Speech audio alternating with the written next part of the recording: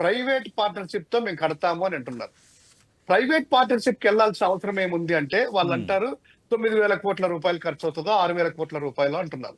అంటే డబ్బులు అనేటువంటిది వైద్యానికి పెట్టడానికి మీకు ఇచ్చిన ఇబ్బంది ఏంటి అంటే నేను ఒకటి పెద్దలు జగదీష్ గారిని కూడా అడుగుతా ఉన్నా, తెలుగుదేశం పార్టీ వాళ్ళకి సూటిగా, అమరావతి అనేటువంటిది 1,00,000 కోట్లు పైగా మీరే అంటున్నారు 2,000 కోట్లు పెట్టి బుల్లెట్ ట్రైన్, 1,500 కోట్లు పెట్టి విమానాశ్రయం కడతాము, రైల్వే స్టేషన్లు కడతాము, వేలాది కోట్ల రూపాయలని 1,00,000 కోట్లు పెట్టే అమరావతికి మీకు డబ్బులుంటే